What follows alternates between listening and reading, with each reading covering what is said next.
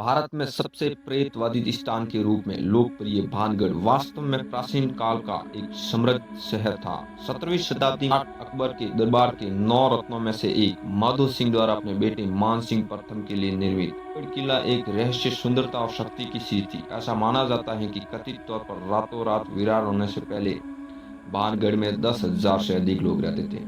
डरावना है लेकिन बने रहे। खंडहरों में यदि खड़ी ये 400 साल पुरानी भव्य इमारत और इसके चारों ओर फैला हुआ शहर अपनी वर्तमान स्थिति का श्रेय भानगढ़ की उस दयनीय कहानी को देता है जिसने इसके दुर्भाग्य पर मुहर लगा दी।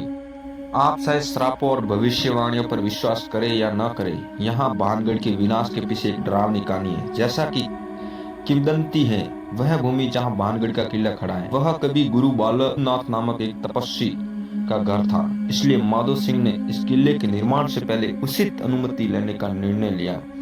उन्हें अनुमति भी दी गई, हालांकि एक शर्त पर। तपस्वी ने शर्त रखी कि किले की छाया कभी भी उसके घर पर नहीं पड़नी चाहिए, अन्यथा वह त्रासदी का कारण बन जाएगा। लेकिन अफसोस, माधो सिंह ने उनकी इस बात को नजरअंदाज कर भानगढ़ किले को ऊंची दीवारों से मजबूत कर दिया। परिणाम स्वरूप तपस्वी के घर पर छाया छा गई और बदले में उसे श्राप पूरी भानगढ़ को अपनी चपेट में ले लिया। यहाँ भानगढ़ की एक और कहानी है जो भानगढ़ के विनाश के पीछे की एक अलग और अधिक डरावनी कहानी है। लोक कथाओं के अनुसार भानगढ़ की एक राजकुमारी थी जिसका नाम रत्नावती था, जो कथित तौर पर बेहद खूबसूरत महिला थी।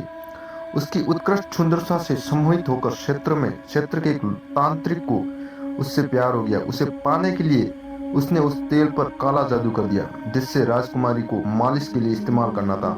लेकिन इससे पहले कि उसकी गंदे साल काम कर पाती, राजकुमारी रत्नावती को उसकी चालाकी की भनक लग गई और उसने जादुई तेल को आसपास के एक विशाल शिलाखंड पर फेंक दिया। यह तब था जब भानगढ़ किले और पूरे शहर की प्रलय की घड़ी उल्टी गिनती में सेट कर दी गई थी। काले जादू ने अपना असर दिखाया और चट्टान से कुचल कर तांत्रिक की मौत हो गई। हालांकि अपनी अंतिम सांस लेने से पहले उन्होंने दुख और निराशा से त्रस्त पूरे भानगढ़ शहर को श्राप दिया कि की तरह धीरे धीरे पूरी तरह से वीरान हो जाएंगे। उनके डरावने अंतिम शब्दों को सही साबित करते हुए अगले वर्ष ही भानगढ़ के शासक को एक दुश्मन के हाथों एक विनाशकारी हार का सामना करना पड़ा। उनकी पूरी सेना का सफाया कर दिया गया और भानगढ़ के सभी निवासियों का बेरहमी से नरसंहार किया गया, जबकि राजकुमारी का भाग्य अभी भी एक रहस्य है। ऐसा कहा जाता है कि उसे भानगढ़ के परिसर में घूमने के लिए मजबूर किया गया था। ऐसा कहा जाता है कि भानगढ़ के सभी लोगों की आवाज आज भी रात में भानगढ़ में सुनी जा सकती है। भानगढ़ के रहस्य खत्म होने का नाम ही नहीं ले रहे हैं। एक बार जब राजस्थान की इस भयानक जगह पर जाएंगे तो आपको पता चल जाए हमारा मतलब क्या है। पूरे इलाके में स्थित हर जगह, हर घर पर कोई छत्र नहीं है। हाँ, किसी भी घर के सिर पर छत्र नहीं है। ये प्रचलित है कि जिस ऋषि ने शहर को अंतिम विनाश का श्राप दिया था वह इसके लिए जिम्मेदार है। स्थानीय लोगों के अनुसार इन घरों पर छत बनाना असंभव, क्योंकि छत बनाते ही ढह जाती है, जिससे पहले भी कई लोगों की मौत हो चुकी है। भानगढ़ किले के इतिहास के बारे में एक और चौंकाने वाला जो बात आपको राहत की सांस दे सकती है वह यह है कि भानगढ़ किला क्षेत्र में लगभग आधा दर्जन मंदिर बने हुए हैं। इस क्षेत्र को सर्वव्यापी डरावनी आभा से थोड़ी राहत देते हैं। ये छोटे और प्राचीन मंदिर विभिन्न हिंदू देवताओं को समर्पित है, जिसमें भगवान हनुमान, केशव राय, भगवान गोपीनाथ, मंगला देवी आदि शामिल हैं। ये मंदिर जो उनके बारे में आध्यात्मिक हवा फैलाते हैं और क्षेत्र के पौराणिक श्राप ने असंख्य संतों और पुजारियों को भानगढ़ की ओर आकर्षित किया है, इस आशा के साथ कि इस क्षेत्र को गंदगी से मुक्ति मिलेगी। लेकिन निश्चित रूप से कोई फायदा नहीं हुआ। भानगढ़ किले का इतिहास बेहद दुख और पीड़ा से भरा हुआ है। जैसा कि स्थानीय लोगों का दावा है कि ये दुर्भाग्य और भयानक दुर्घटनाओं में बदल जाता है। स्थानीय लोग भानगढ़ की कहानी 3 साहसी लोगों को सुनाते हैं जिन्होंने सूर्यास्त के बाद भानगढ़ किले के परिसर में रहने का फैसला किया।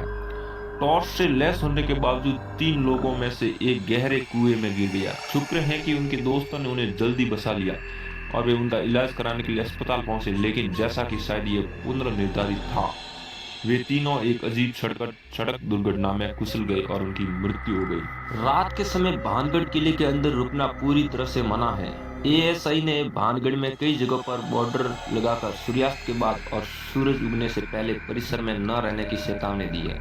आप रात के समय किले के परिसर के अंदर से अजीब आवाजें सुन सकते हैं और हवा में असहज भारीपन महसूस होता है। ऐसा कहा जाता है कि इन घंटों में आत्माएं बंद दरवाजों के अंदर घूमती हैं और ये स्थान असाधारण गतिविधियों का केंद्र बन जाता है। दरअसल अगर स्थानीय लोगों की माने तो जिसने भी अंधेरा होने के बाद किले का आसपास के इलाके में रुकने का प्रयास किया वह अपनी कहानी बताने के लिए कभी वापस आया ही नहीं। यदि आप भानगढ़ किला जाना चाहते हो तो ये आपके लिए बेस्ट समय रहेगा सुबह 6 से 6 बजे तक। ये प्रवेश निःशुल्क रहता है और यदि वहाँ पर आप वीडियो या फिर आप छोटी फिल्म वगैरह उतारना चाहते हैं तो उसके लिए आपसे शुल्क लिया जाएगा 20 से 40 रुपये।